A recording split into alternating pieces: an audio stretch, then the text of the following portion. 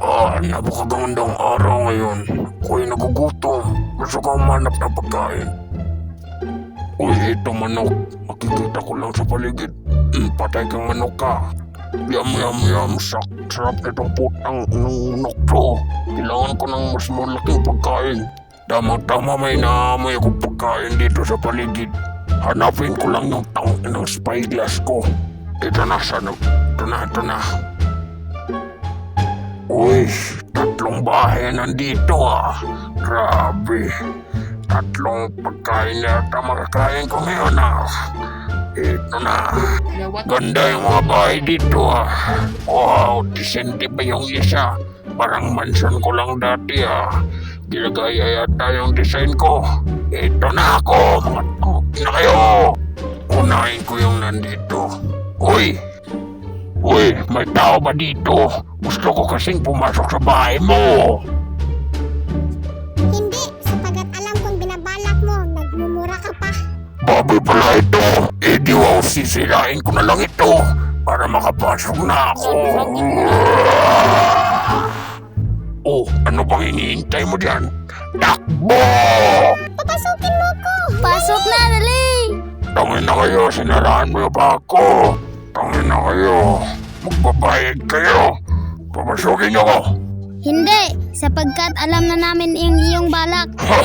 Salita ka pa dyan. Kibanin yung bahay. Ang bahay ko! Takbo na! Wala nang bahay ko!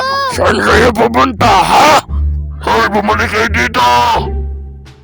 Oh, ano nangyari sa inyo? Kakainin kami ng isang lobo. Tirahan nyo, dali! Kuya, mamamatay na tayo!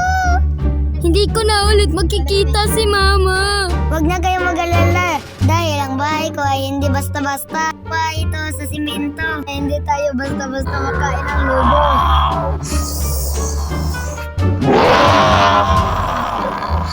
Hindi pa rin natablan. Pucha.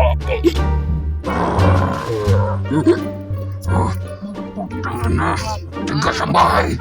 Kailangan ko mag-isip. Uy, dito sa kabila. Ginagawa na! Matalino ko talaga. Dito na lang ako dadaan. Wala sa kasya, dumaan! Kailangan natin mag-isip ng paraan, kuya. Yung chimney! Tama ka, bunso. Sindihan mo na, dali! Sige. Ito na ako mga kumbong. ASMR time! Ow! Ano kayo?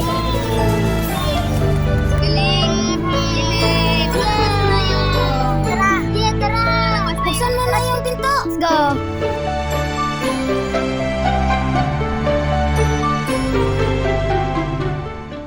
So, ang moral story doon ay dapat magtulungan at dapat kung magbibuild ka ng bahay ay dapat matibay at matigas.